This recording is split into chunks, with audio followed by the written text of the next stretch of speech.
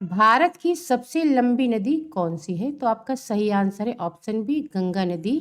गंगा नदी भारत की सबसे लंबी नदी है।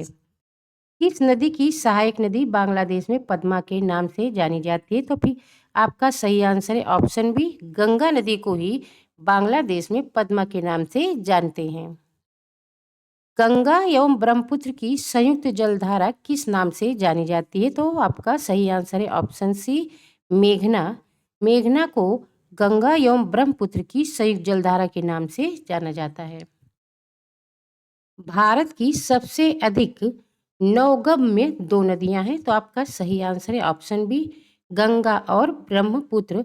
यह दोनों ही नौगम्य नदियां हैं। फ्रेंड्स, नौगम्य क्या तात्पर्य होता है कि नदी में नाव या अन्य जलयान आसानी से चल सके, ऐसी ही नदियों को नौगम्य नदी कहा जाता है। निम्नलिखित में से कौन सी नदी सीधे गंगा में जाकर मिलती है? तो फ्रेंड्स, आपका सही आंसर है ऑप्शन बी, सोन नदी। सोन नदी यह अमरकंटक पठार से निकलती है और यह सीधे गंगा से पटना बिहार में मिलती है। सुंदरवन का डेल्टा कौन सी नदी बनाती है? तो आपका सही आंसर है ऑप्शन सी, गंगा ब्रह्मपुत्र। यह दोनों ही नदी सुंदरवन का डेल्टा का निर्माण।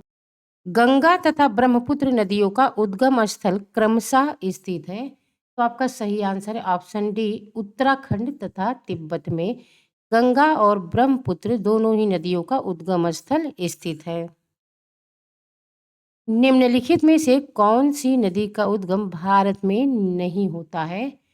तो फ्रेंड्स, आपका सही आंसर है ऑप्शन सी, ब्रह्मपुत्र नदी। इस नदी का उद्गम भारत में नहीं होता है। झील के पास चेमायुडू ग्लेशियर से होता है ब्रह्मपुत्र नदी का उद्गम। तिब्बत में बहने वाली नदी सांगपो निम्नलिखित में से किस राज्य से होकर भारत में प्रवेश करती है? तो आपका सही आंसर है ऑप्शन सी, अरुणाचल प्रदेश। तिब्बत में बहने वाली सांगपो नदी, जिसे भारत में ब्रह्मपुत्र के नाम से भी जाना जाता है फ्रेंड्स, यह सांगपो नदी जो कि तिब्बत से बहती हुई भारत में प्रवेश करती है अरुणाचल प्रदेश से, जिसे सांगपो, और भारत में इसे ब्रह्मपुत्र के नाम से जाना जाता है। निम्नलिखित में से कौन सी नदी नामचा बारवा यू टर्न लेती है और भारत में प्रविष्ट होती है? तो आपका सही आंसर है ऑप्शन डी, ब्रह्मपुत्र नदी।